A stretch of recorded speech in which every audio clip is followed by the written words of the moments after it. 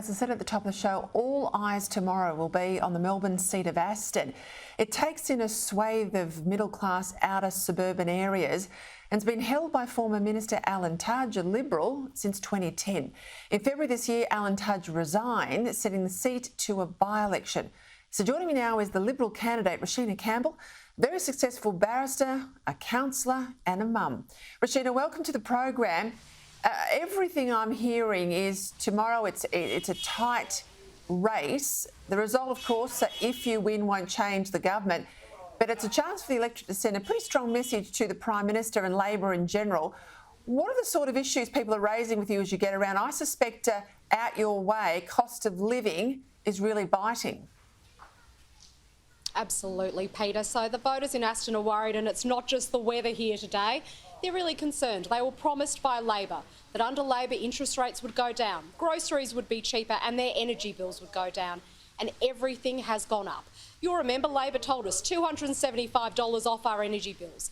Here in Aston, they're up by $800 to $900 a year, and we're told to expect increases of over 30% more from the Victorian regulator. That's a lot of pain for families in Aston. And, you know, Labor can talk about it being global factors. What we've seen is they've got no plan to tackle the cost of living crisis, and they're failing to use any of the levers under their control. So understandably, voters in Aston are under a lot of pressure right now, and this is their chance to send Labor a message. They haven't done enough, and voters in Aston are suffering as a result. All right, I've got family all over sort of Melbourne and country Victoria. I get in my car a lot. Congestion's a massive issue in Melbourne. And Melbourne's on track to overtake Sydney in terms of population. We know Australia's going to take in 650,000 extra migrants this year and next.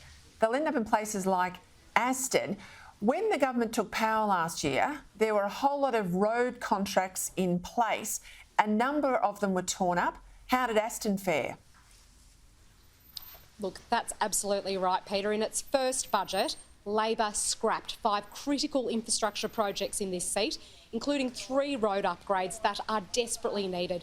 Traffic congestion's already a huge problem here. It's set to get worse. And Labor sent a really clear message to the Outer East. It said, we're happy to take you for granted. Your projects don't matter. Because at the same time that they scrapped those 5 infrastructure projects, they sent $2.2 billion to the suburban rail loop. And we all know that there are significant doubts about that project. So the Outer East is something Labor's indicated. It's happy to take it for granted. Voters in the Outer East have a chance tomorrow to send a message back to Labor. I heard a few commentators this week say the opposition leader's been lying low. We haven't seen him much out in Aston, but I've gone and checked with the 2 officers. He's done 5 campaign visits. It'll be 6 tomorrow. It's 4 from the PM. So the truth's a long way from the spin. How's Peter Dutton been received by locals? Because I understand Labor's targeting him pretty hard in their advertising. What are they saying to you? Well, you're absolutely right.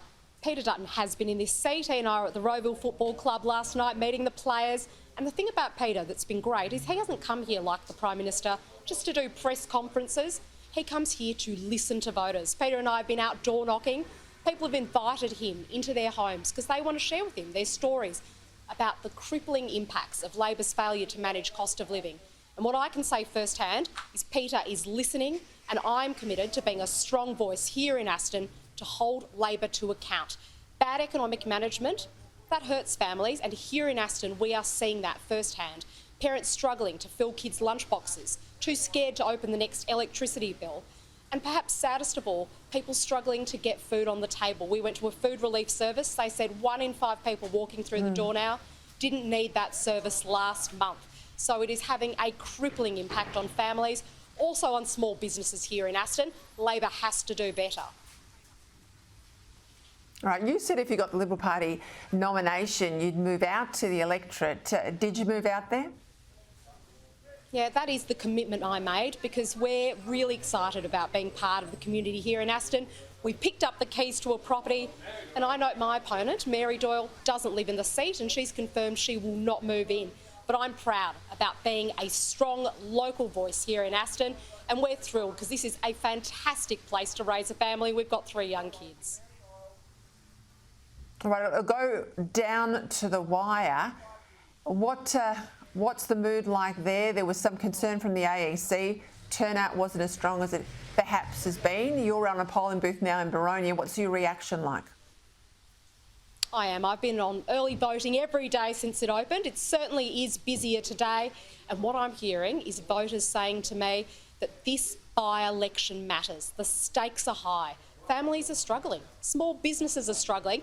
People are stuck on the roads for 40 minutes to an hour extra a day because of Labor's decision to leave the Outer East without those critical infrastructure projects. So the voters I'm speaking to, they're saying they want a strong voice, someone who's got experience to deliver here on the ground, hold the Labor government to account and fight to get those projects delivered. Roshena Campbell, thank you for your time tonight. Good luck tomorrow, and we'll watch it here very closely on Sky News. Thanks for your time. Thanks so much.